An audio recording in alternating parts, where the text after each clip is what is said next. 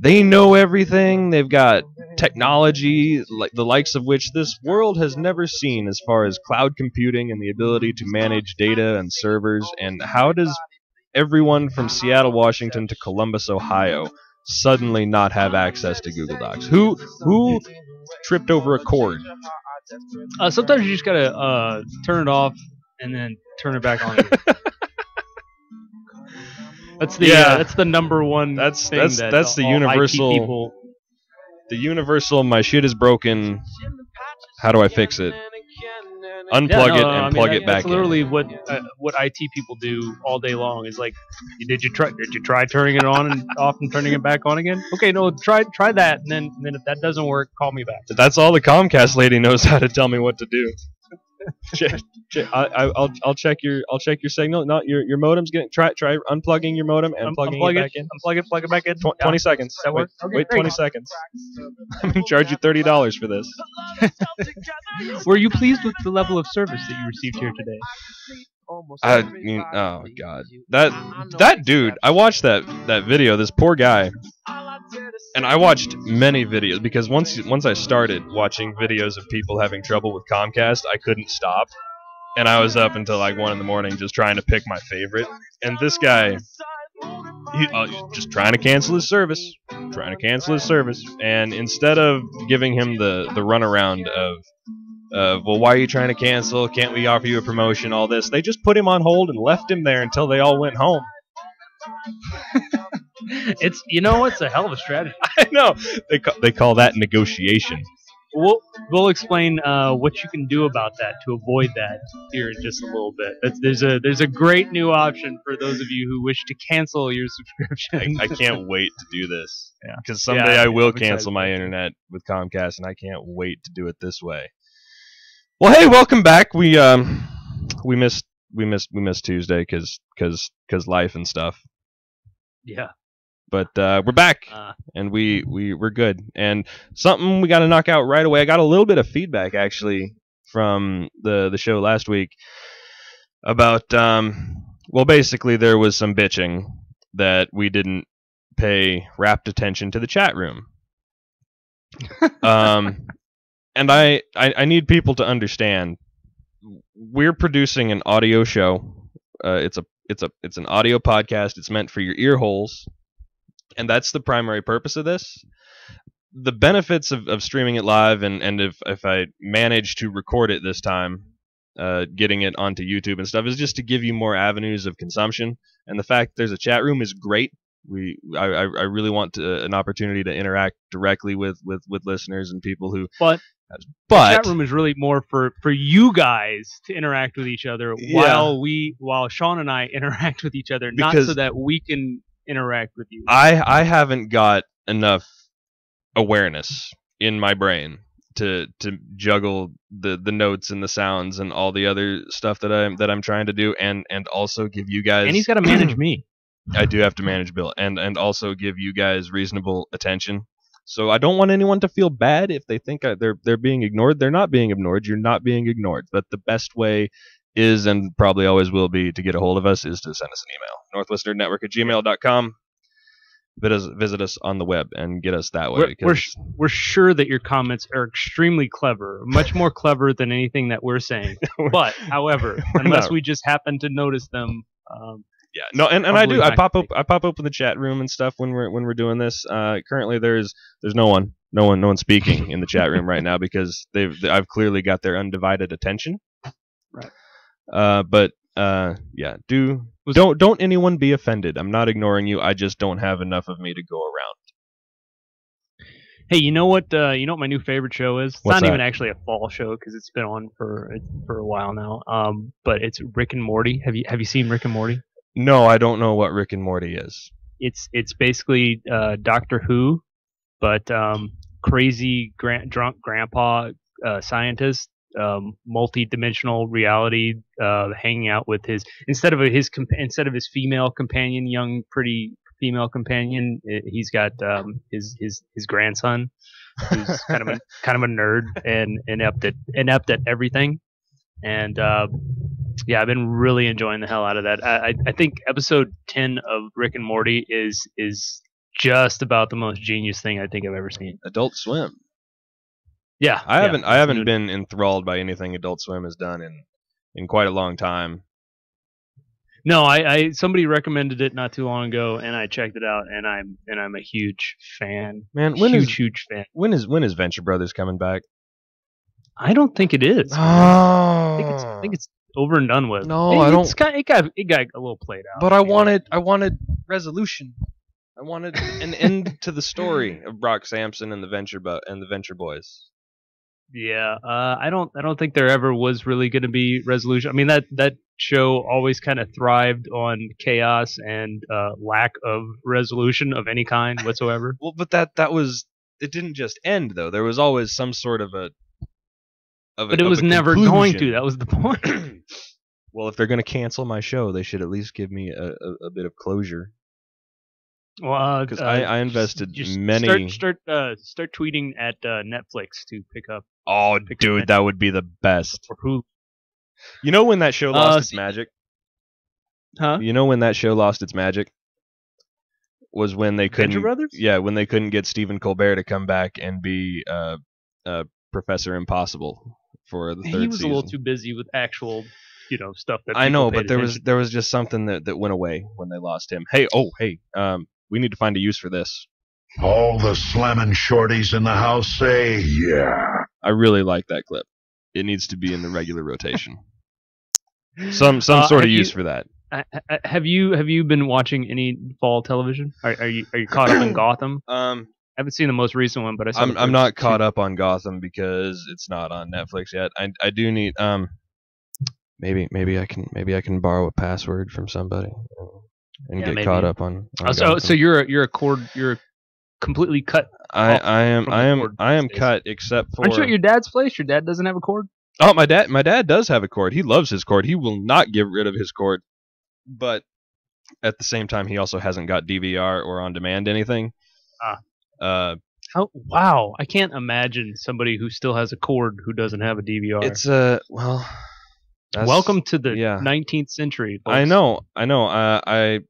It's not even that expensive. It's like $10 extra a month, and he's already paying hand over fist with his. He doesn't have Comcast though, and that while his speeds are slower and his content less, I would much prefer to have Charter be the boss of my internet than the evil empire that is Comcast Xfinity. Those people, I don't and. Well, hey, we've already talked about this. We'll get we got to talk about it again. So just hold on. Yeah. I know, grumpy face. Well, okay. So we're not, and we don't have the football nerd today either, do we? No, we talked about it when he was here. I specifically had questions for the football nerd. I know. Well, he's busy. He's a busy man. He's an important man. He's moving up. All right, in so that, I'm just going to ask you. All right, okay, we got an issue with the offensive line, right? I mean, that's kind of a big thing. We're talking about Wilson's Seattle, constantly having to scramble, right? Yeah.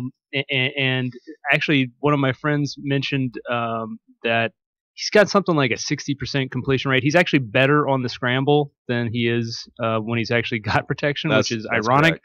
But my theory there is that he's so short that he can't see over the line. He's got the Drew Brees actually problem back there. So when he's scrambling, he can actually see downfield and he can complete the pass. That's absolutely right. That 100% correct. That's why he's better when he's outside of the pocket. He's really good at throwing on the run. He's good at improvising. He is, and he's a threat. He's a threat as to run as well. Absolutely, no. He's one of the fastest guys on the field and one of the most athletic.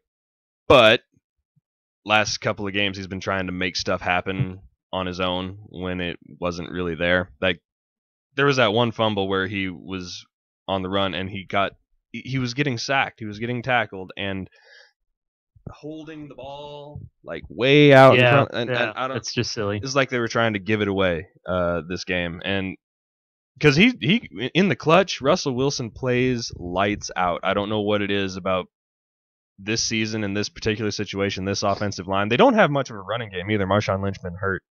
Missed the last game with a hamstring. Is that why he hasn't been doing anything? Is it because he's hurt, or is it just because he doesn't give a crap and he's old? I'm just here so I won't get fined.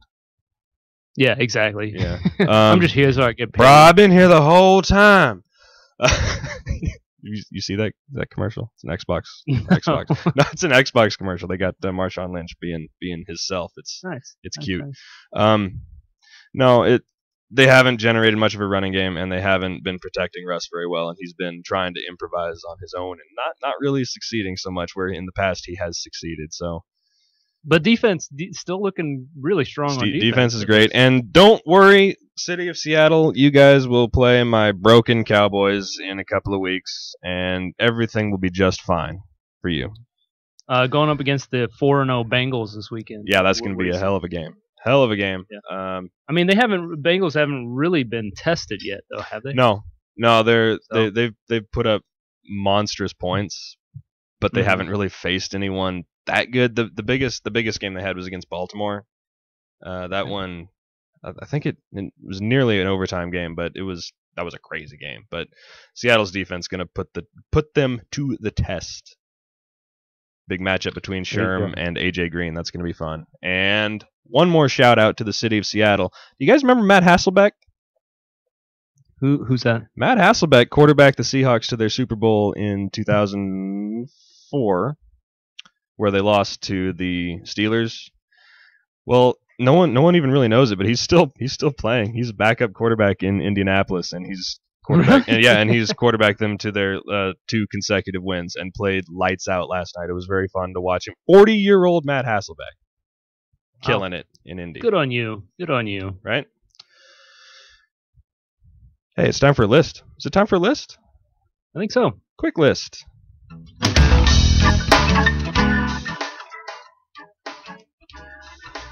You like Star I've Wars? actually gotten back to Google Docs, so You did? Oh, I good. actually got the list. I've got the list open.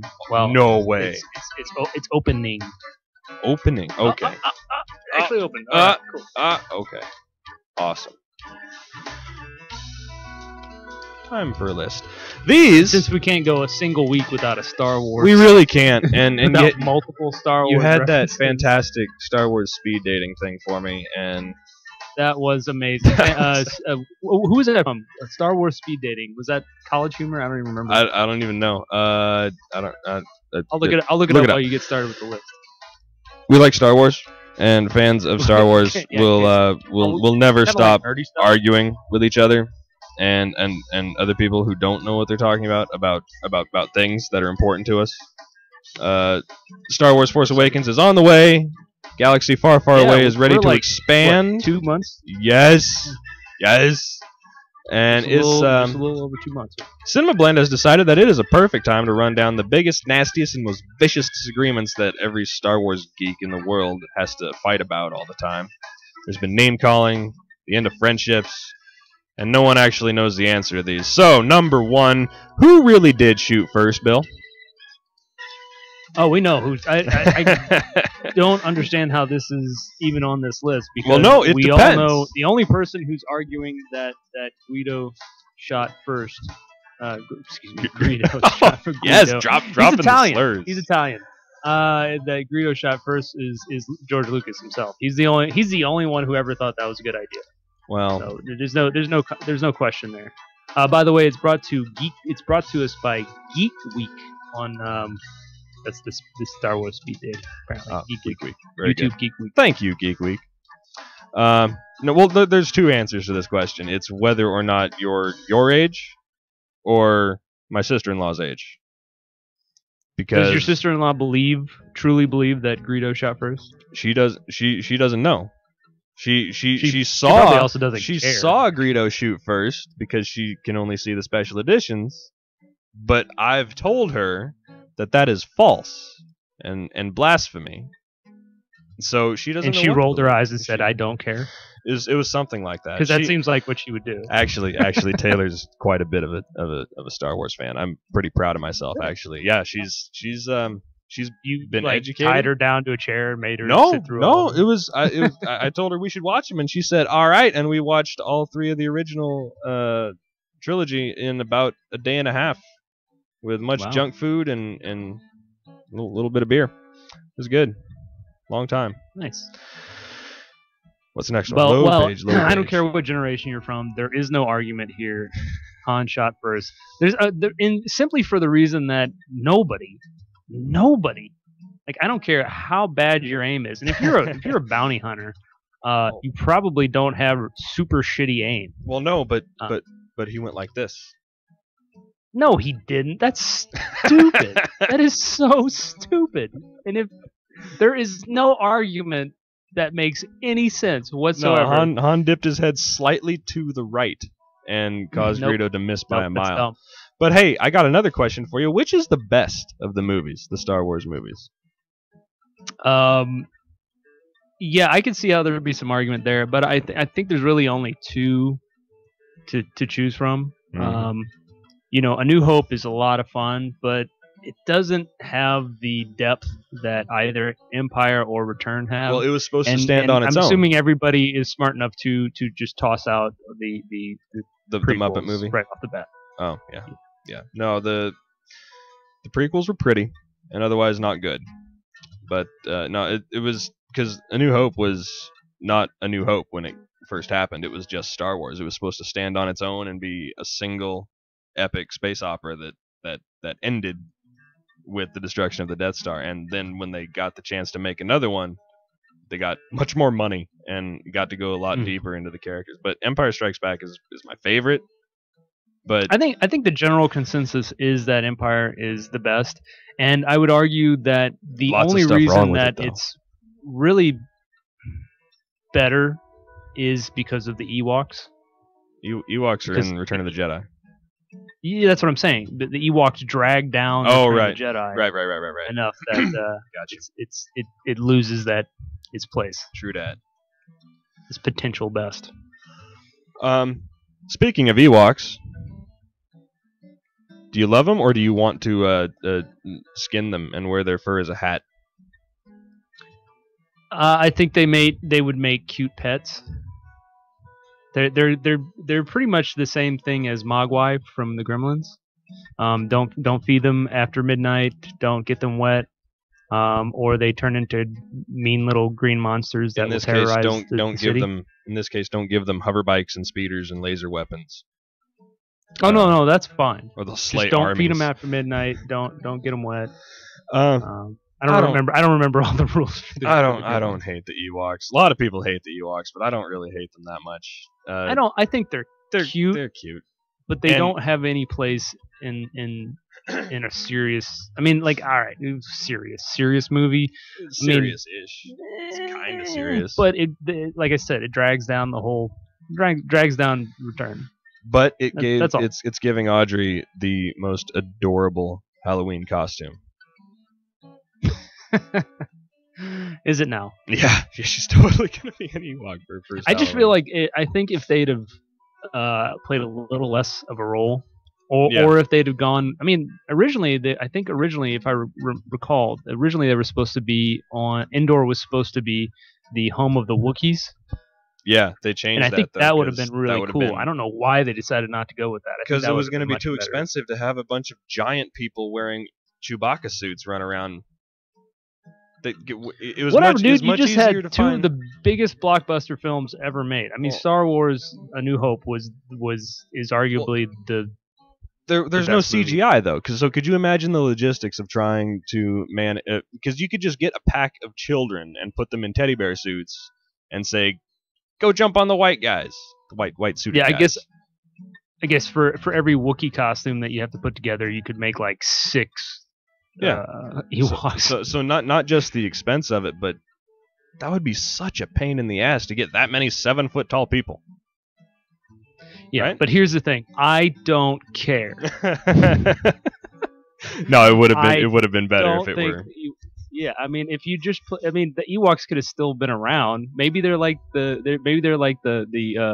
little people version of Wookiees, right? Right. The Ewoks are the they're dwarfs Wookiees. of the pygmies of the Wookiee world. Well, I got another question for you. Why can't the stormtroopers hit anything with their guns? That is a question that you can ask about just about any action adventure movie ever made. It's Indiana Jones Nazis and stormtroopers can't hit anything ever. No, you're limiting it just to these Lucasfilm properties. No, I mean watch any movie ever, and nobody on the bat, none of the good guys ever get hit, and no, nobody can shoot ever in any movie. They're just except for the good. They just can't see out of the helmets. That's their problem. Yeah. And sometimes if you're watching, the little blaster comes out the wrong end of the gun, like it just shoots off at random angles. Well, and they're all super inbred by this point.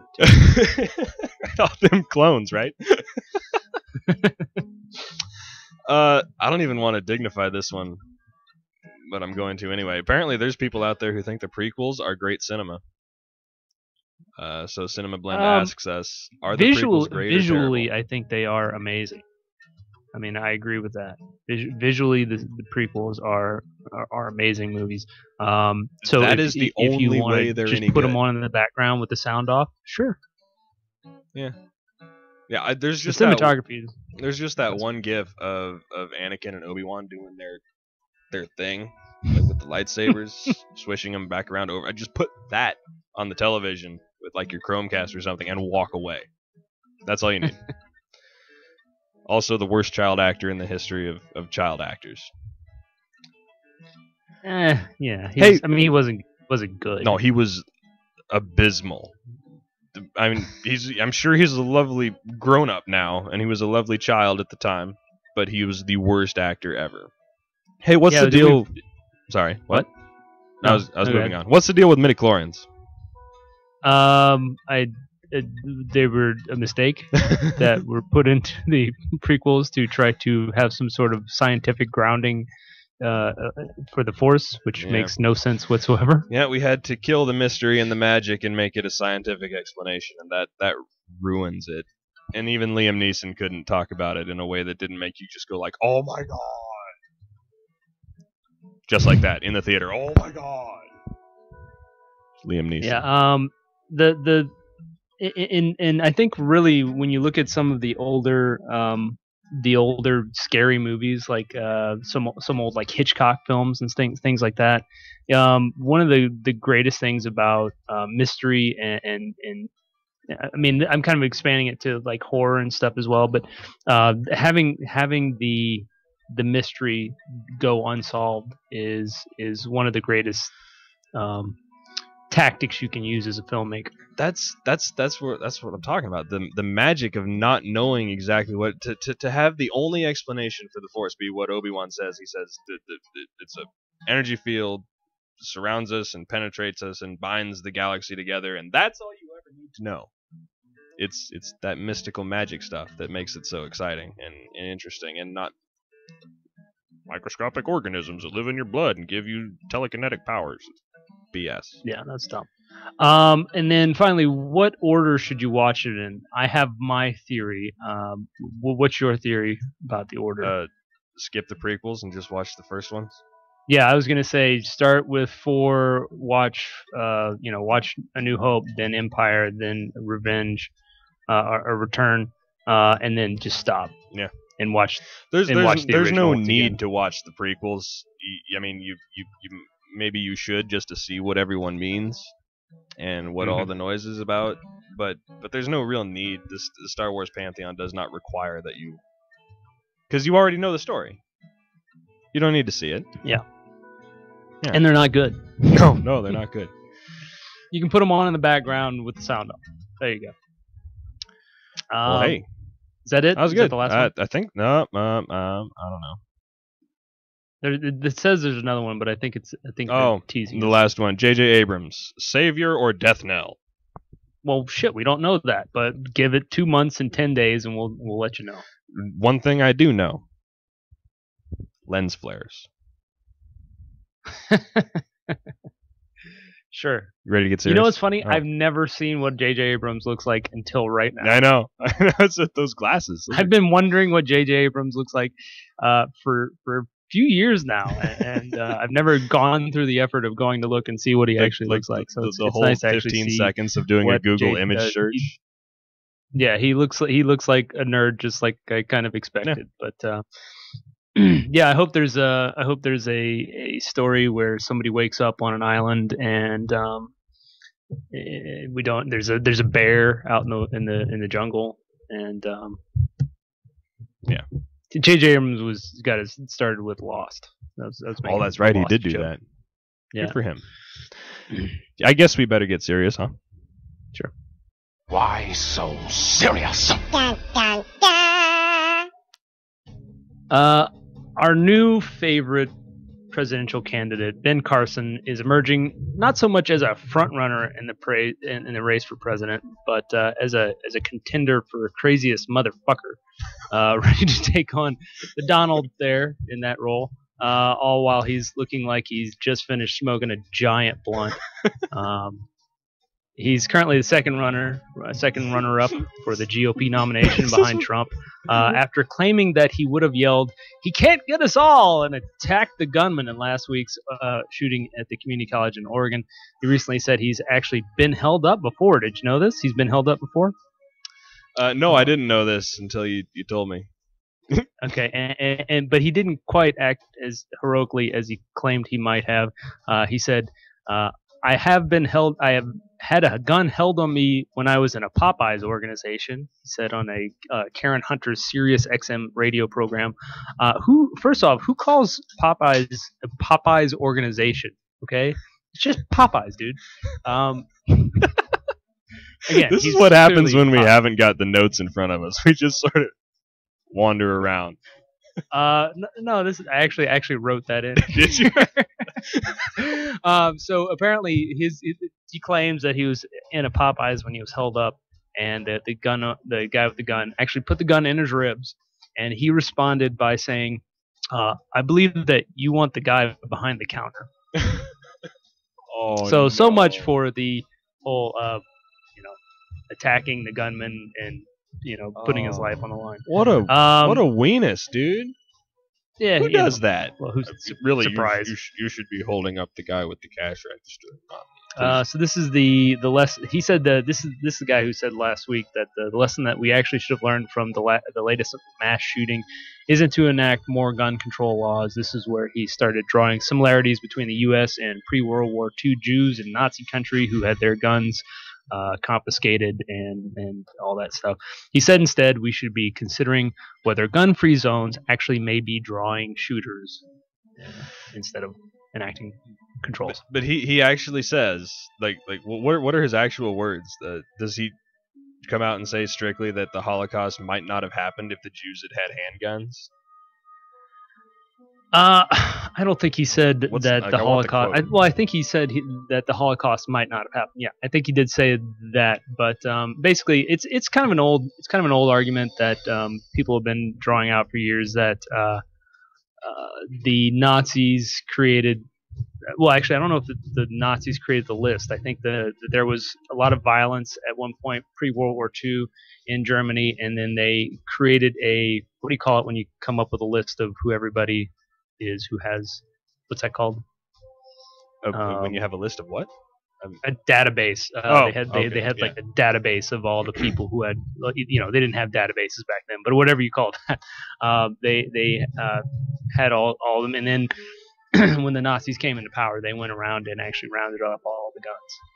So he was, and basically Carson came out and said that everybody, we need to have an assault rifle for everybody, so that we can't be held up by a government and a government who becomes out of control. I mean, basically he was comparing the American government as potentially being Nazi Germany like.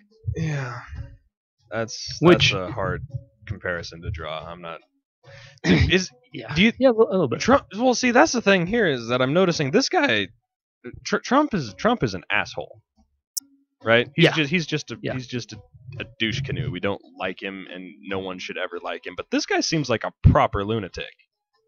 Yeah, well, and it's actually I'm starting to wonder if his presence on the campaign trail isn't just a brilliant move to make Trump seem like a more reasonable and moderate human being. It's a conspiracy theory. That's Bill's vast conspiracy theory. It's actually not a stupid idea. That wouldn't surprise me at all if that were absolutely correct. It'd be genius, right? It would. And clearly, he's nuts.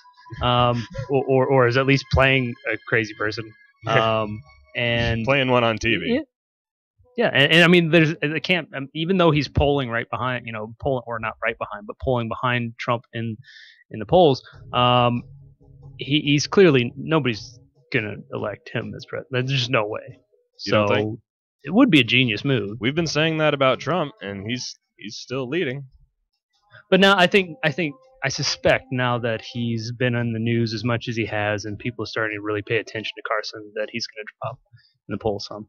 Speaking of politics, the man who everybody thought was going to be the front runner in the race to replace John Boehner as House Speaker, Senate Majority Leader Kevin McCarthy suddenly dropped out of the race for Speaker yesterday. Lots of speculation over why he's really bowing out. I saw that there was some letter sent to Kathy McMorris Rodgers, who's a Washington State congresswoman. Hey, do you have those links for me so I can No, I don't. I stopped grabbing links in Google Docs. Well, fine. I didn't even want them anyway. Let's get. Well, actually, the thing about the letter that I'm talking about right now, I just saw on Drudge. Is one of the top stories in Drudge, but apparently there was some letter that had some implications that there might have been some shadiness in people's past. It wasn't specific. It didn't mention McCarthy at all, but it mentioned basically skeletons in closets. People who said something along the lines of skeletons in closets. People who have skeletons in closets shouldn't be running for this position, and that's probably correct. But McCarthy just said basically that he didn't feel like he could get the votes needed. Speaker will need 218 votes to get the position, and he faces opposition from the same camp of hardline Tea Partiers who drummed out Boehner in the first place. And he said the position should go to somebody who can unite the party, because we have this division between the hardline Tea Partiers and the more moderate Republicans. At the moment, nobody's sure who might be able to unite them. Obviously, they're divided, pretty staunchly divided there. And in the meantime, Boehner will stay at the helm until they figure it out. My eyes glazed over a little bit through all that politicking stuff. That was okay. Well, we're done with the politics for at least a few minutes. Reuters put the total dead at 17, I think, a few days ago, about 2 days ago. There are still a few missing in South Carolina, however. And wait, this is the point where I'm supposed to go back to Google Docs and see what I wrote there originally. But people in South Carolina are still, come on. Oh, let's see. Insurers talk about the notorious 100-year storm. While South Carolina's Governor Nikki Haley described what they've been experiencing as the 1,000-year storm. Following days of heavy rain that have flooded streets and homes and left those 17 people dead, coastal residents are now piling up sandbags in preparation for more flooding, this time, however, from overflowing rivers instead of rain. Was that what that video was of this guy driving down the street, flooding? That was all over the news a couple days ago. It's possible. I'm guessing. And finally, right about the time that President Obama showed up at the Umpqua Community College in Oregon, where the shooting happened last week, another campus shooting was taking place.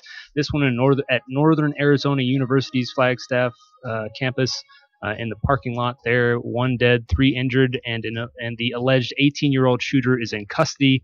Seems to have been an isolated incident stemming from a fight between two groups, including some members of the Delta Chi fraternity. Boom, that's it. There was talk about being a copycat incident. Is that not true anymore? No, okay. No. The police, chief of police, came out and said they were just having an altercation of some kind, and somebody drew a weapon, and several people were injured, and one was killed.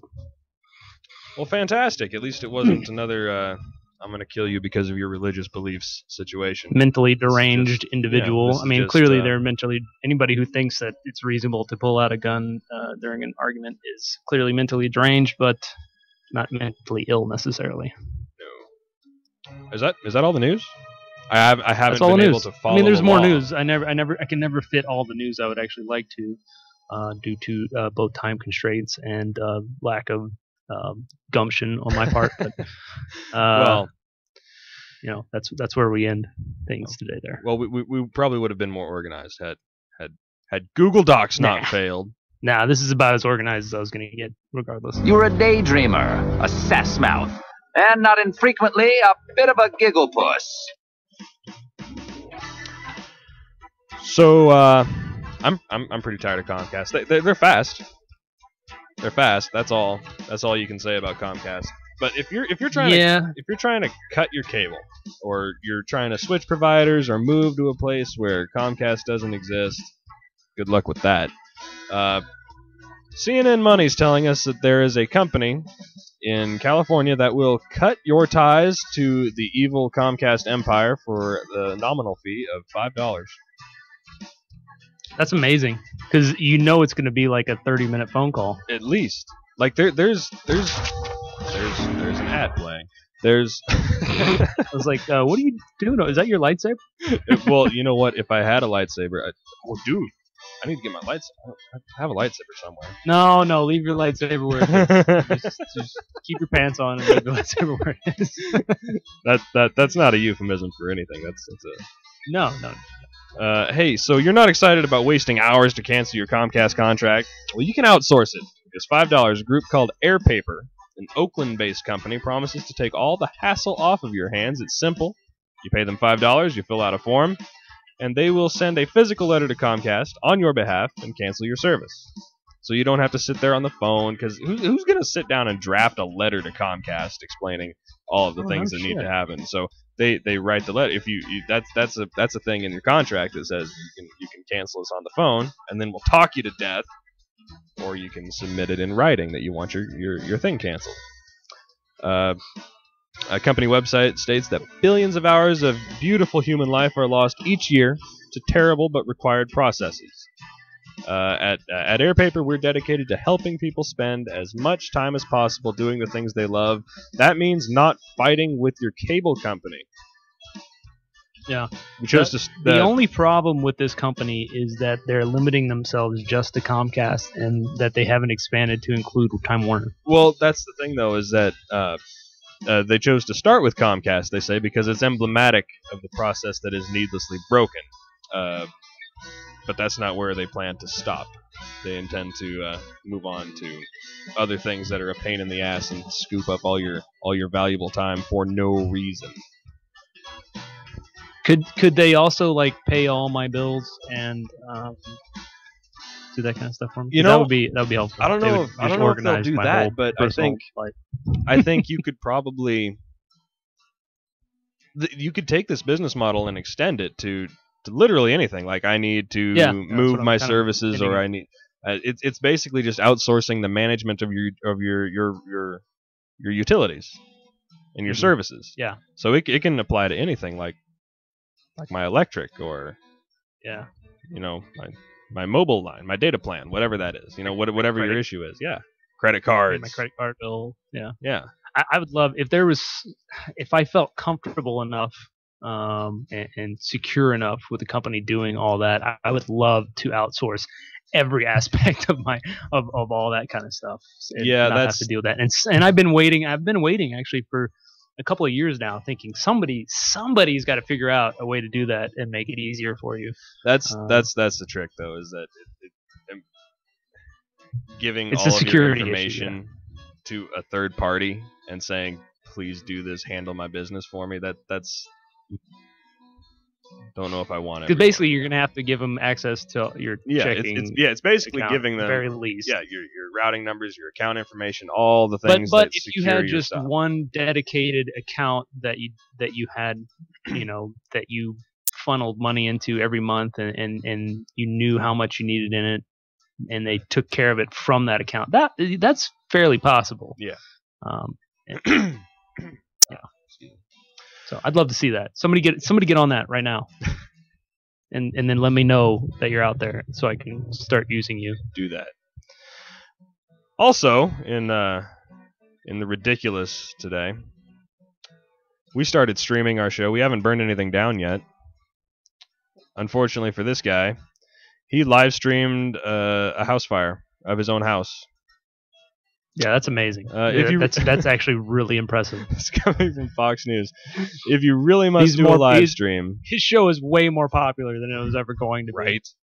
If you really must do a live stream about your new lighter, that's what it was. It was a lighter for fire. Best you don't smoke a cigarette while you're doing it, and maybe put aside your regular lighter, and maybe take a bit more care with your flammable liquids. Maybe remove nearby trash bags full of paper. After maybe do a whole lot of things differently. Maybe rethink your entire plan. After 4.5 minutes he spent fiddling about with his gadget, the star of the stream finally managed to light the permanent match, which is a contraption that, as the name suggests, makes regular matches a thing of the past. This article is indulging itself a little bit. Yeah. But all right, it took him that long to get something called the permanent match. Yeah. To light on fire. Well, maybe, the flame. I mean, I'm not sure whether he just wasn't trying hard enough or if it's just a shitty product. Well, the trouble is that he failed to fully clear up an oil spill from before. The flame was bigger than he expected it to be, and he then commenced to light his whole house on fire. And then his live stream blew up. It was the most popular thing on the internet for a little while. Good for him. If you wanted to make a viral video, yeah, a good way to do it is to light yourself on fire. Dump gasoline all over yourself and light yourself on fire. I do love though guaranteed to get a lot of hits. I do love though that he was more focused on putting out the fire than he was on managing his stream. Because he just got up and tried to put out the fire himself. That is so unprofessional. And didn't even bother to pause the stream or to say, "Hey guys, my house is burning down. I'll be right back." You know, it was. Just so you guys know, we would totally let the fire go and continue this show because we're dedicated. Yeah, that's because we care about you, the listener. We put you first before our own personal safety. Well, before your safety, not mine. I don't have any children, so whatever. Nobody cares what happens to me. Well, hey, you've heard about all these guys would escape shark attacks by punching the shark in the nose, right? Yes, that's the big news. Do you know how to stop a bear mauling you to death? I'm thinking this is about to get sexual, but. Well, a Montana bow hunter whose name is Joe D. Is his name Joe D. Black? Joe D. Black. Joe space. What? That's D. not what I have. I have Chase Delwo. This dude he managed to stop a bear mauling him to death by throat fisting him. Just. Oh, Joe. By the way, Joe D. Black is the person who took the photo. Oh, good job. If you look below, Chase Delwo 26 is the one in the photo. Oh, got you. Well, no, you learn how to read a caption. If a bear is attacking you, trying to eat you, you help it by shoving your arm as far down its throat as you can, and then it chokes and spits your arm out and runs away. You know, it's funny. I actually do pretty much the same thing with my dog when he's chewing on stuff. You know, like if because you know how dogs like. I mean, like their mouth is like their hand, right? So if they come up to you and they're licking your hand or something, or they're chewing on something that's in your hand, and you want them to stop, you can actually like put your fingers, kind of just induce their gag reflex, and then he'll throw up all over you. No, you don't keep doing it over and over again. Unless they're trying to eat you. Unless it's a bear trying to eat you. But how much badassery is that? You know, when he heals up and he's got some scars, and you know his hair's growing back from where they had to cut it and stitch him back together, and all these things. Yeah, fought a grizzly bear. How'd you beat it? Oh, I love the way you phrase this. Throat fisting. It says he was hunting with his brother in the northwest town of Choteau on Saturday. That's in Montana. We came face to face with the bear. He said he was only 3 feet from the bear when he noticed it. He said the grizzly had been sleeping and he didn't see him coming, and possibly because of the snow, rain, and 30 to 40 mile an hour winds. Doesn't sound And like he ideal said conditions he'd only to be out had hunting. time to take a few steps back when the bear knocked him off his feet and bit his head. That's Uh, a sentence. And as the bit his bear, head. he tossed him in the air, bit him on the leg, tossed him in the air, and the bear came at him again. When he recalled a story that he read in a magazine, he says, I remembered an article that my grandmother gave me a long time ago that said, large animals have bad gag reflexes. So I shoved my arm right down his throat. And apparently it worked. Yeah. The bear left, and he rejoined his brother, got stitched up, and some staples in his head, some in his face. Did he You then know- go out and shoot a moose? Yeah. Dude, I tell you what, after having been in a fight with a grizzly bear and won, this guy looks pretty damn good. Dude, He's not permanently disfigured in an awful way. I mean, he'll have some scars, obviously, but he looks pretty good. Yeah, well, when you get those kinds of scars from fighting a bear, I'd rather wear those as a badge of honor, I think, than try and cover them up in any way. My question is, do you think this would work? Let's say you're walking down a dark alley and you get approached by a big scary human being. Do you think you could use the same tactic to fight off, say, a mugger? I think. Do you think Ben Carson could use this to disarm a gunman? I don't know if actually going in through the mouth and down the throat is the way to go. Maybe going straight for the throat. Right? Okay. Just like maybe some other orifice. Well, I'm not sure that they'd be presenting their other orifices to you if they were trying to mug you. If they were trying to eat you, like the zombie guy we had last year. Do zombies have gag reflexes? I don't know. I don't think they do, especially not when they're on that whatever. Bath salts. Yeah. Yeah. Next time you get attacked by somebody who's on bath salts, just shove your arm down their throat. Right. Bath salts. That was a crazy time. The zombie people. Yeah. We miss bath salts. We need to bring those back. We need some face biting. Well, I don't necessarily miss the bath salts themselves, but they did make for some ridiculous stories. And you know what else? Who else is on bath salts? Is this lady right here. Following her, this from Mediaite. I don't know how to pronounce that. Mediaite.com. Following her highly contested visit with Pope Francis and Saturday Night Live host Miley Cyrus' song "Wishing Her Good Riddance," Kim Davis has unlocked the highest achievement in new celebrity for a new celebrity. Porn. It's a little misleading. She's not actually in any porn. Not yet. Not yet. Not yet. This company has we're offered got her. our fingers crossed.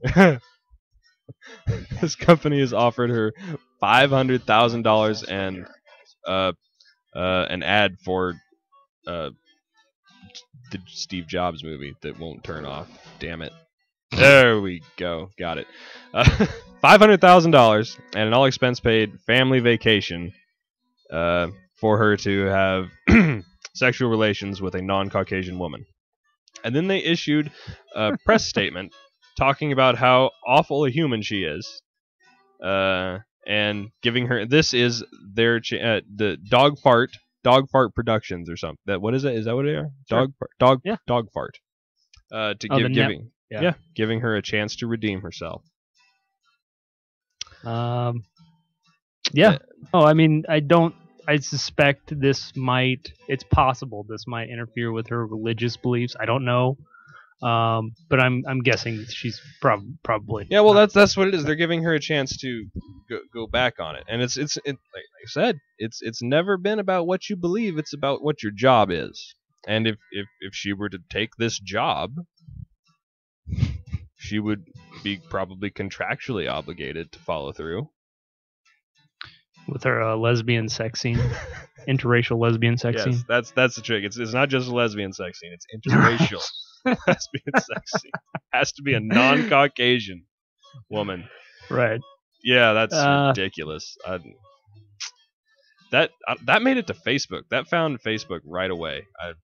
Yeah, I mean, obviously it's just a stunt. They only the problem is they only offered her $500,000, Yeah. which I'm sure she's going to get a lot more than that for her, The book the deal. rights to her. Somebody's going to make a fucking movie out of this thing, Yeah. and it's annoying, but almost And inevitable. there's gonna be a movie. There's gonna be a TV show. There's gonna be books. There's going to be the book. The book is the one that's really going to interviews, sell. I'm ready for her story to be over. And you know what else we're ready for? I'm ready for this. Are you not entertained? Are you not entertained? Entertain Me is brought to you by the Nerdy 9 at 9. It's a weekly YouTube show that tackles all kinds of geeky stuff, comic books, cosplay. Subscribe to their YouTube channel. Find them on Facebook. It's the Nerdy 9 at 9, and they have a green screen. We love them. Go check them out. Links on our website. This is we are coming up really close to the actual date that Marty McFly and all the other folks from Back to the Future 2 traveled to in that movie, that iconic classic. And in those scenes, there was at one point in the background there was a Jaws 19, a big billboard ad for Jaws 19, and somebody here at the Daily Dot went ahead and actually made a trailer that it kind of gives you a rundown of all the versions of Jaws that would have existed before we actually got to 19. How long is this thing? It's pretty long. I mean, I would only play a few seconds of it, just so people get a flavor of it. Maybe fast forward through the first few, because we know what the first few are about.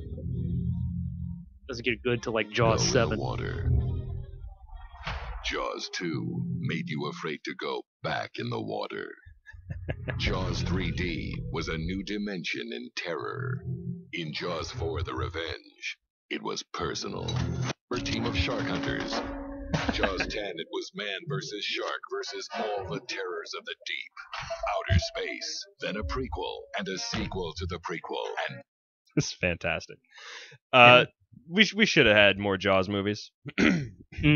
You know what else? There's also that. We've got Sharknado now. That's the new Jaws is Sharknado. No, it's not, because Jaws was good.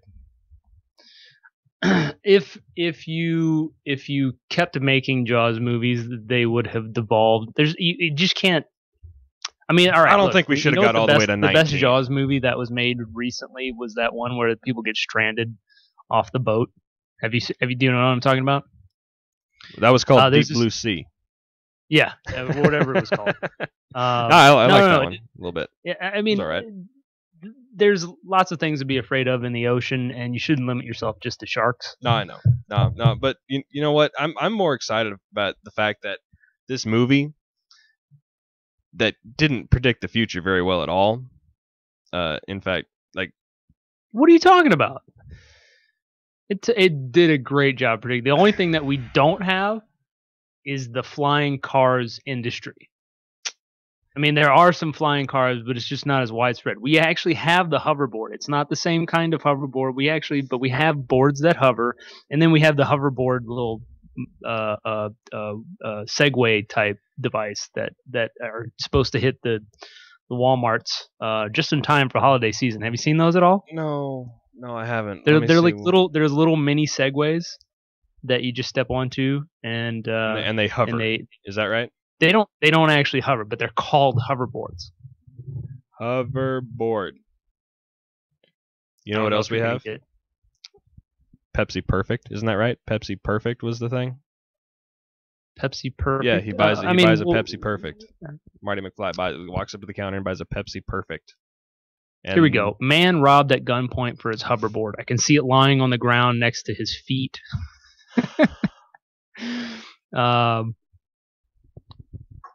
Yeah. There's a shot of somebody who is clearly just like knocked out. And dude, that's messed up. Stolen. Oh wow! And everyone else just stands in the. Look at all the other people just watching this dude get knocked out and have his hoverboard stolen. Shame one on of them's them. like pointing at the hoverboard. He's like, "Dude, just take the hoverboard." They're basically segways without handlebars. Got you. Is the way that and they're you described in this navigate article. by Leaning. Is that right? Lean. Yes. Yeah. Did you never try out Joe's Segway? No, I didn't. Remember the police Segway on campus? There was a police Segway. I remember that. No, I didn't get to try it. I did not ride the police Segway. Yeah, I got to try out the police Segway. I was tempted to make a run for it on it, Run away since they only from go the like police 12 on their miles own an hour, Segway. I figured even Joe would be able to catch me on foot. Nice. Okay, and hey, you know what? I didn't really. Did you see this trailer? Of course, you saw the trailer. Did you know that it was David Tennant? There wasn't much to it. I don't know who Tennant is supposed to be. Neither do I. Do we know who Tennant's supposed to be?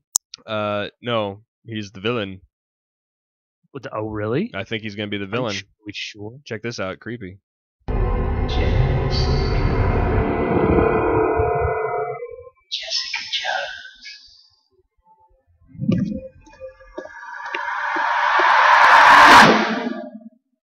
I know everything. That was creepy as crap the first time I saw it. When the eyes. That's opened pretty up. creepy. Yeah. I'm trying to see if there's been any new news about Kilgrave. He is going to be playing the character of Kilgrave, and I'm trying to open that up at this moment. I don't know anything at all about Jessica Jones except that they're tied in with all the Hell's Kitchen stuff with Daredevil and going to be with Iron Fist and all that stuff. So I'm excited about it. I have no idea why, but now that Tennant's involved, sold. Okay, the Kilgrave is also known as the Taunting Purple Man. So Purple Man. In the comics, Kilgrave used mind control to manipulate Jones when she was still a costume superhero. The havoc Kilgrave caused could wreak on Jessica's life, could make for an interesting plot. So mind control powers. Hey, look, there he is. If you hit on the first official look of Luke Cage, it's a link on this page. But you scroll all the way down. I'm actually on a different page here. So. Well, Tennant's looking all badass and sort of Doctor Who-ish. Imagine that. No, I'm excited about this. It's who? What was her superhero name? Damn it! We need to get Corey back on. Educate me. Yeah. Well, because I thought we were gonna have Football Nerd today, and I didn't get it done. I'm sorry, everybody. Okay, I'll tell you what. You move on, and I'm going to look up Jessica Jones. I'm gonna move on to top 5, bro. Yeah, that's fine. Go ahead. I'll be there. You'll be there. You promise? Yeah, I'm already like halfway there.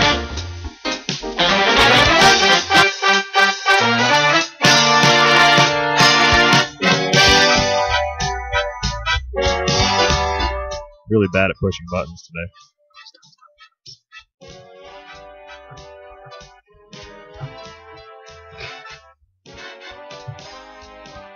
Are you ready? So ready.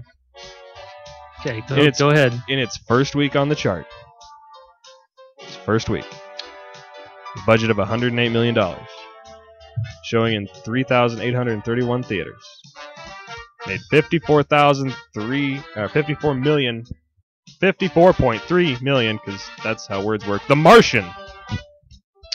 Surprise! This movie's kicking some ass. Anybody surprised? No, nobody's surprised. You know what? It's also apparently really friggin' good. Good. 93 and 94% critics and users. Nice.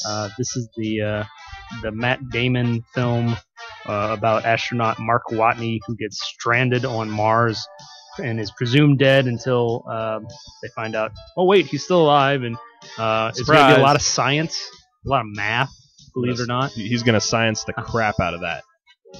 I've actually talked about The Martian before when I was listening to it on Audible not too long ago. It wasn't that long. It was only like maybe 3-4 months ago, and it was before I knew that they were actually making it into a movie.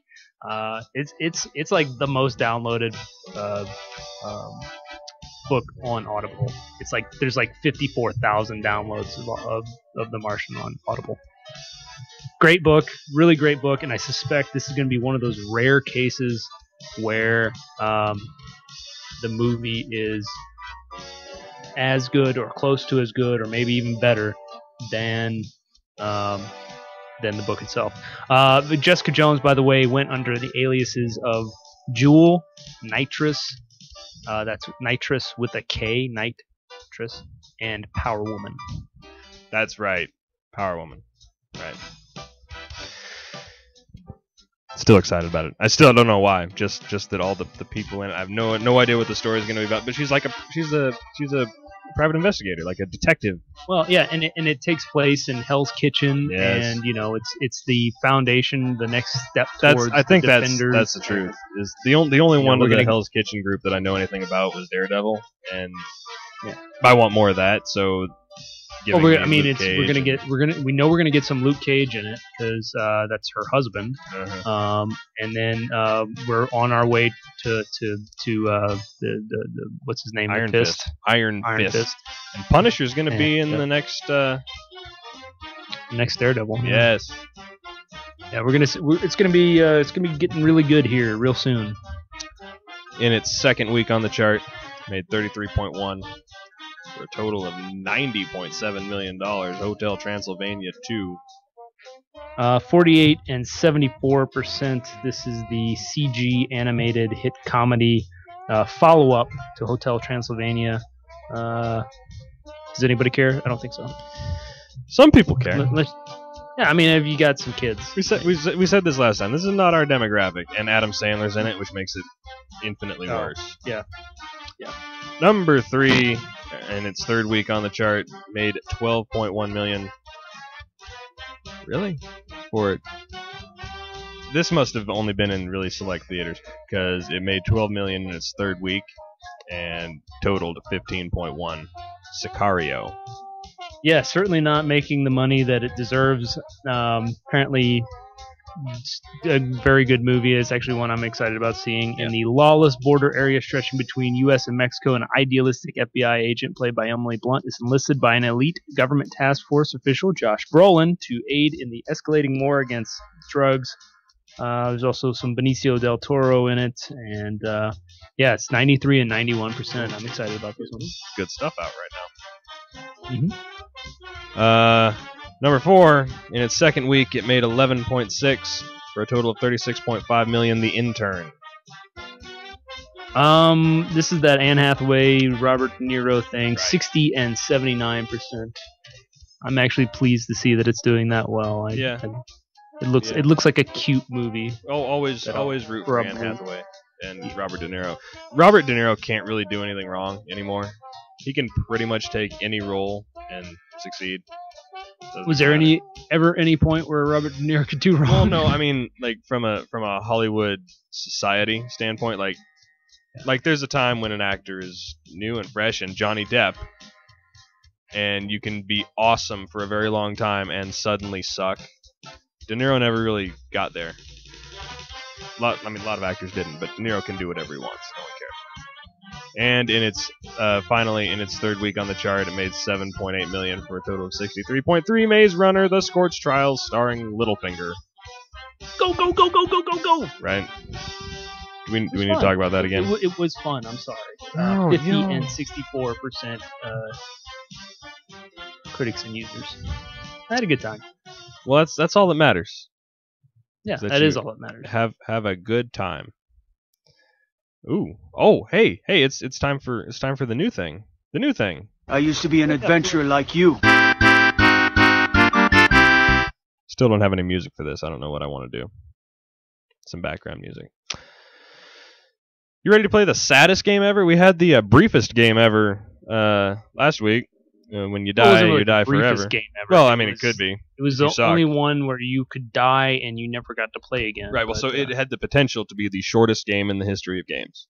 potentially, yes. Yeah. This one has the potential to be the saddest game ever, because you're playing a stray dog trying to survive in a big city. This from Popside.com. In the open world game, Home Free, it's a dog's life. It's a hard dog's life. Good job. Well done. Well done with your Annie reference. No guns, no swords, no armor, just a lost dog running around a sprawling city, trying not to die. Yeah. Open world survival game where you're a homeless dog roaming the streets. You search for food, avoid cruel humans, and evade. Oh, thanks for jumping around on the page and give. I don't. The text. I just complete. Oh, what's it add? Okay. Like, well, there was a close button but it was hidden behind your face. Oh, so I well. couldn't see it. Where was I? Where was I? Avoid cruel humans and evade meaner territorial dogs as you try to make it from night to night. Why are there cruel humans? Like cruel well, humans just wandering down the street trying to kick you? That and Chinese restaurants looking for dinner. Right. That is right. Some good teriyaki.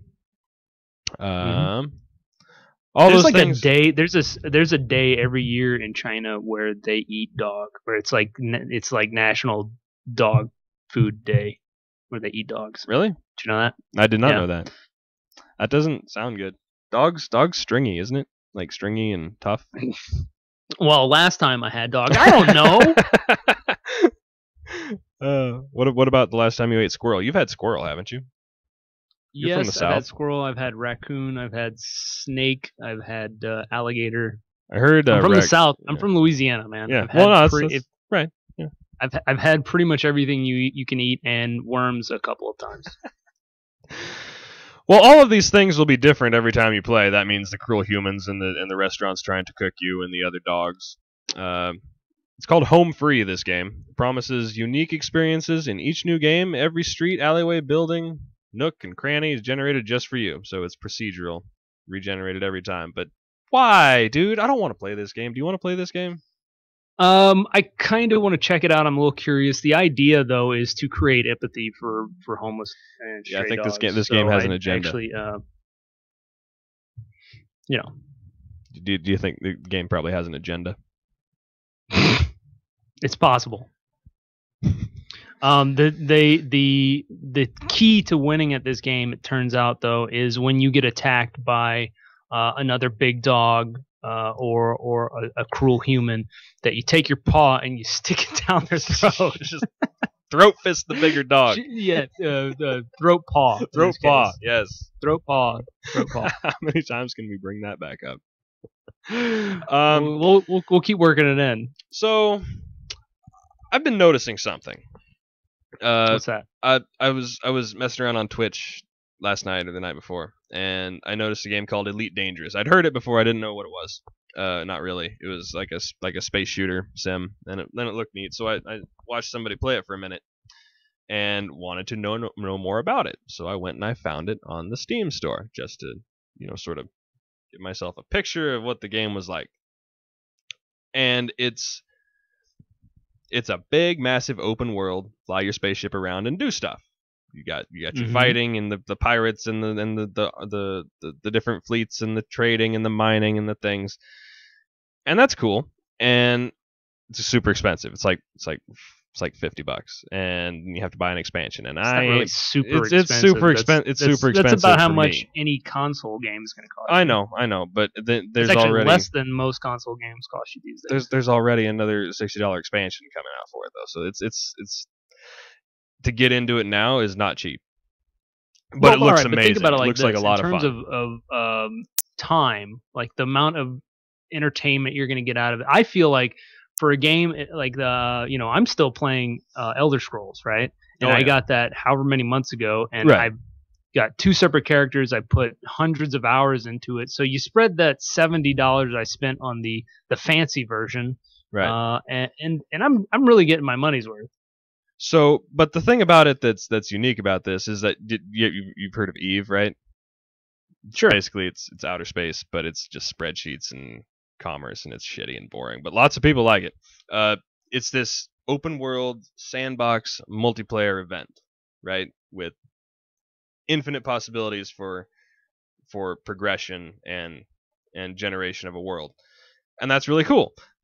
But then I went further. Have you heard of a game called No Man's Sky? It's not out yet.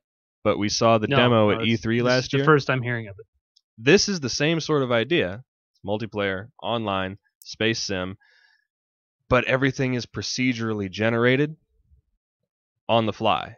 So every time you go to a new place that hasn't been before, it's brand new to you and the whole, and it's generated on the spot right there. And the next time is and so this is this the future? Is this how games are going to be from now on? Are we going to the next generation of shooter, is that going to be completely random? The next Destiny 2 is going to be a procedurally generated shooter that you play with your friends and no one's ever seen that level before?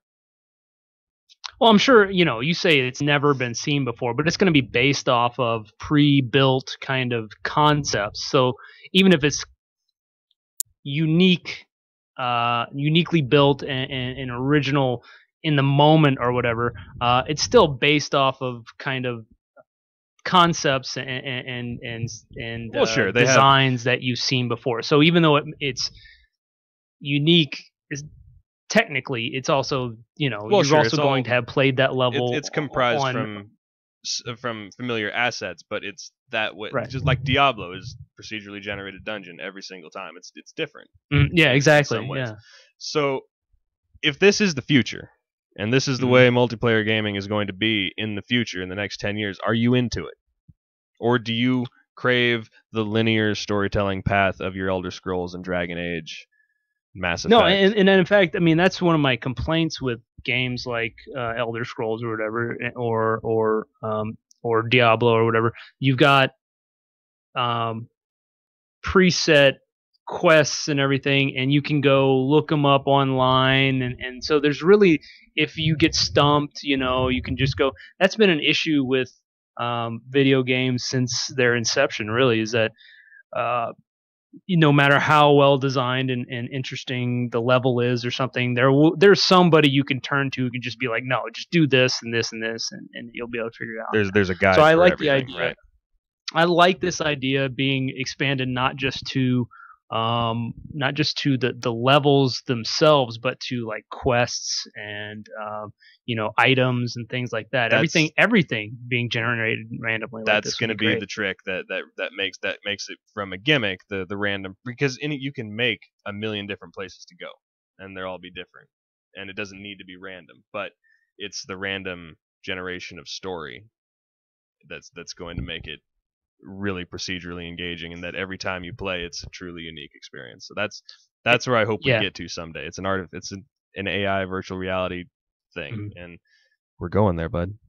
It's exciting. That's an interesting point. I'm glad you brought that up, though. I hadn't really thought about that, but I think when they figure out how to do that with characters that you interact with in games, in the game and stuff, I think that's going to really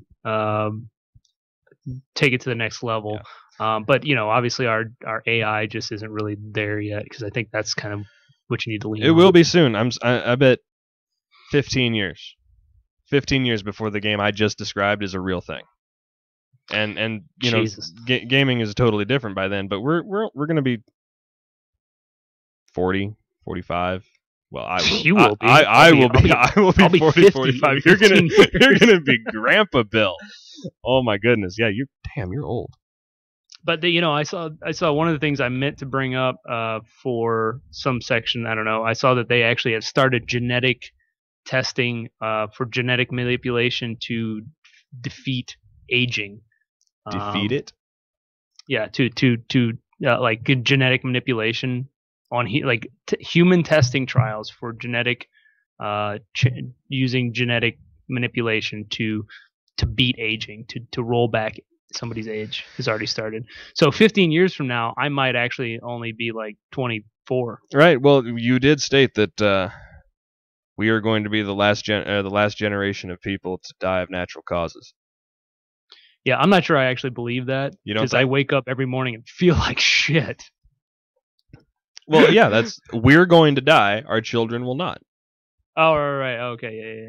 Yeah. Hey, sucks for them. It does. That was fun. Forever. We should try and have a theory discussion every time. Sure. I'm fine with that. Have a discussion, a reasonable discussion, philosophical.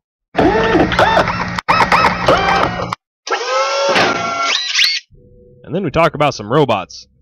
World's first laundry folding robot was unveiled in Japan.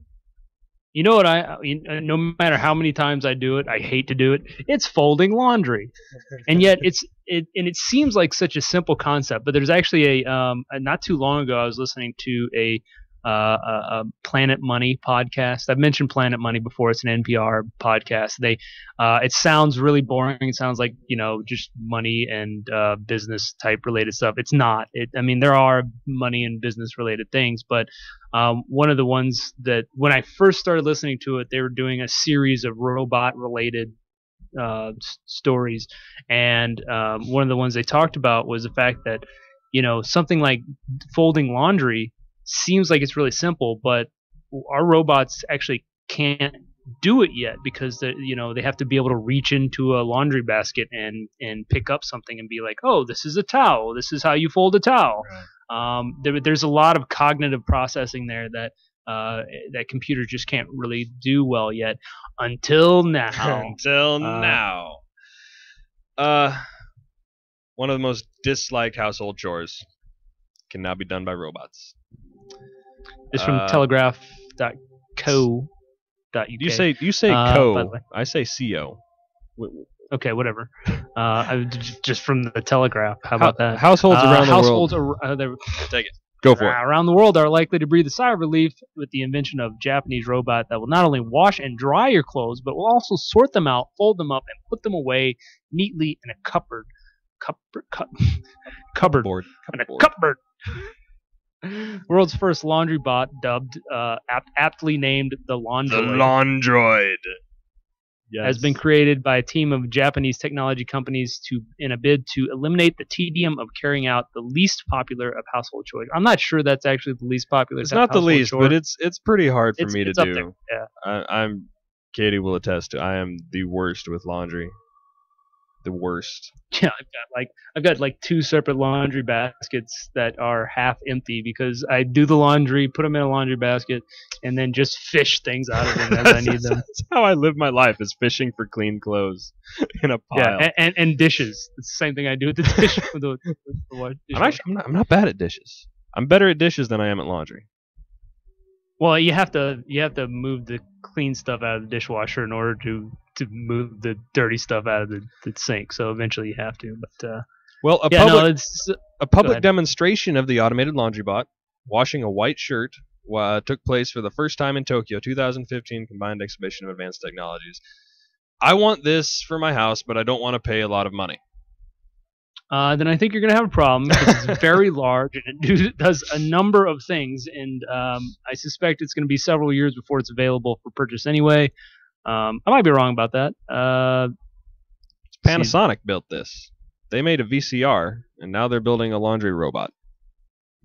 Yeah. Well, hey, this is Japan. They had a robot controlled or a robot hotel that opened earlier this year. That's right. If you want to be in the forefront of robotic technology, it's time to go live in Japan's Japan. been robot boss for a long time. Since the Transformers craze. Yeah, I don't see any mention of a price here or when we can expect this to be damned expensive, I think. Yeah. It's a big large panel. It's like those giant entertainment centers that are like taller than a normal human and like 8 feet wide. It's like that size. Yeah. And the only thing I wish about this is if you look at it, this is not a robot. I mean, it is. It's technically a robot, but I want a robot with arms that reaches into my laundry basket, picks up my stuff, and folds it. I don't want a hole in the wall into which I shove my clothes, and then it deals with it. Well, but that's the thing. It's not just folding your laundry. It's washing them, drying them, and then folding them, and then putting them away. And that process all takes place internally within this machine. I want the robot to carry the laundry to the wash. You want your robot to have like a black and white exterior with a little bow tie, and it's going to be like, yes, master, what can I do for you today? Master, you want a butler bot. No, he'll call me sir, and his name is Bitterman. Right, exactly. You want a Jetsons type butler robot. No, not sassy like that. I want just a cool, chill robot that wants to wash my clothes and make me dinner. That's what I want. Well, fair enough. That's reasonable, but don't expect it anytime soon. Just be pleased that somebody's figured out how to make a robot that folds laundry. Hey, you know what's even more impressive than that though? Fascinating. And something that Impressive. Inconceivable. and something that we might actually be able to afford, theoretically, potentially. Got a Kickstarter here. We do. There's no sound in this video, but you don't really need it because this is a dude running along a rocky trail, and it is perfectly steady. There is no more. This is the death of shaky cam we're witnessing right here. Yeah, and you know what? I'm ready for shaky cam to be dead. Yeah. Shaky cam needs to go away. We've come along far enough into the 21st century that shaky cam has no place here. Yeah. Well, you've got these phones now coming out with their image stabilizations and things like that, where you can change focus, and a lot of stuff internally going on with just the simplest cameras in your smartphone. That a specialized, dedicated device like a GoPro or your Action Cam, whatever it is, should be able to do something like this. And now finally it can, where it can give you a smooth cinematic view while you're just jaunting across a mountain or water skiing or whatever you happen to do. This is absolutely cool. I just wish I did some extreme sports. What's that? I just wish I did some extreme sports so that I could use it. The Stead XP. We got to go skiing one of these days. That's right. right. I know you used to ski. That's right. Yeah. Well, the Stead XP, right? Stead XP, the future of video stabilization. There is literally only 18 hours left on this Kickstarter. Oh, geez. Get over there. Yeah, so everybody get over there. Parkour masters. And this freaking Kickstarter page would just let me navigate around it. That would be great. So their goal was, you know what? You don't need to go over there because their goal was 167,000. They've got 541,000. Nice. Good for them. So they've made their goal. And let's see, plug and play video stabilization, hyperlapse, and VR device. Ooh, VR device compatible with nearly all cameras on the market. Trying to see how it works. You plug Stead XP into your camera, and you are immediately ready to start shooting. In practice, your camera records unstabilized video as usual, and at the same time, the device saves all the camera movements. So, that's clever. So it's not internal stabilization with the camera and the lens. It is attached to the camera, and it knows how the camera moved while it was recording, and then it fixes the video afterwards. That's brilliant. That is clever. Friggin' brilliant. Oh wow! I wish I'd thought of that. After years of experiencing the limitations with current video stabilization technologies, we decided to take a drastically new approach to developing our own solution. Stead XP delivers 3-axis stabilization in a lightweight, easy-to-use package. Our devices are compatible with nearly all digital cameras, including GoPro and DSLRs and cinema cameras. By combining our custom hardware with a unique software approach, Stead XP allows you to shoot action shots without the bulk or hassle of a Steadicam or gimbal. That's great. Using Stead XP's built-in accelerometer and gyroscope, your camera movements are accurately recorded as you shoot. When you're finished, just connect Stead XP to your computer and watch as the software stabilizes. So it sounds like it does a little bit of both. Stabilizes during the shoot and then fixes it afterward as well. So that is amazing, and we're all on for this because we are ready for the Blair Witch shaky cam. And what was that monster movie? Oh, Cloverfield. Cloverfield was a great movie. It was a lot of fun, except the end that of it. That was a really fun movie. Except I've tried to go back and watch it, and I can't stand it. Just can't deal with it. Because the thing's ugly. Because because it's so monster. damn shaky. It was a shaky hand, but the monster was stupid. Well, the monsters are always going to be stupid. Like that's kind of what we were talking about with the midichlorians. You never want to show. You don't want to tip your hand. I didn't need to see the monster in Cloverfield. I just needed less shaky. Exactly. And that really is the thing. I mean, so many monster movies, so many horror movies, so many whatever. It's like a MacGuffin, right? You're Yeah. better not knowing. It's better left unsaid. Yeah, I would rather walk out of the theater pissed off that I didn't get to see it or didn't get to see all of it. They could have showed us some of it. Well, yeah, and they did that well throughout the first 90% of the movie. Yeah. Then right at the end they show it, and you're like, oh, that's stupid. Yeah, rather not see it and be pissed that I didn't see it than see it and be disappointed in it. Hey, if you're still listening, first off, there's something wrong with you. But obviously, if you made it this far, you enjoy the show. So let us know what you think about fisting bears and shaky cam footage. Go to iTunes or whatever listening device you use and rate us there. Give us 5 stars if you don't mind. I mean, if you really feel like you have to do less, then just don't do it at all. And you don't have to actually write out a review. You can just tell us something. Tell us what you think about throat fisting. Yes, maybe or tell Sean how handsome he looks. I'm a today. throat He looks fisting handsome. enthusiast. Also, thanks to Devious Furball for noticing my chair drobe in the background. That's my big orange chair. I'm gonna inherit that someday from my father. Fancy, right? So we actually had some. Yeah, we've had a couple people. Shout out to Wheezy Money 22, and somebody was spamming links. I kicked him out. And Devious Furball, and yeah, there's been people in and out all show. Hey everybody, thanks for joining us. We got to come up with a fancy name for our hangout. The Nerd Herd. Sure, there you go. If you guys like that, let us know. If you hate it or have a better idea, please also let us know. I hope you guys have a better idea. That shouldn't. No.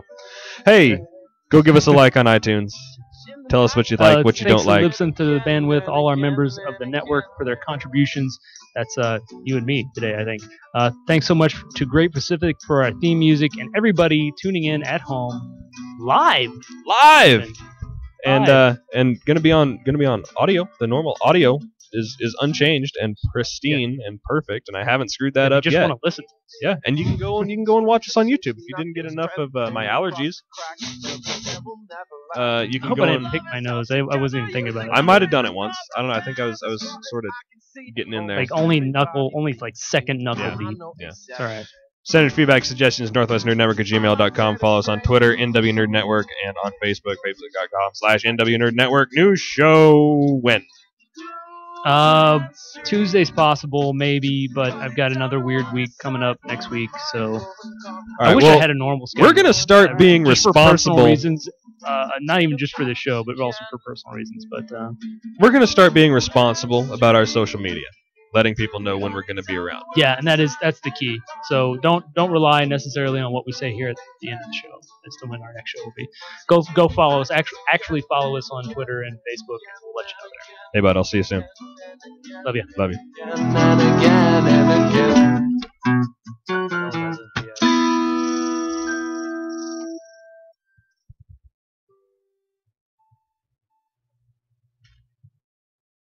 All the slammin' shorties in the house say, yeah.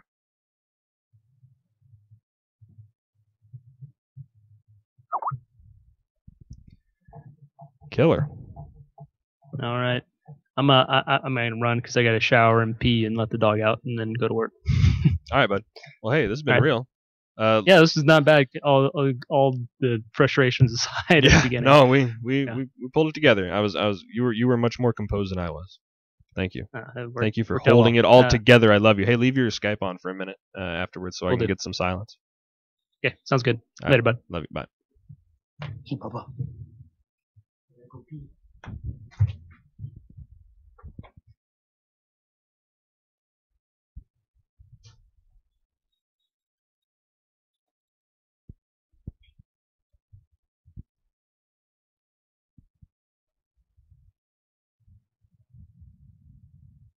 Hey, Devious Furball. Thanks for joining us. Anyone else who's still in the chat room, hanging out.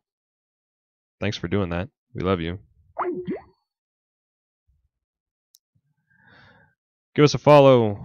Like us on Facebook and iTunes or however you consume this. And do watch Facebook. There will be links out soon. As soon as I figure out how to do it, to get over to the YouTube channel. Come over and leave a pleasant comment. I like pleasant comments. You can even troll me a little bit if you want to. Just a little.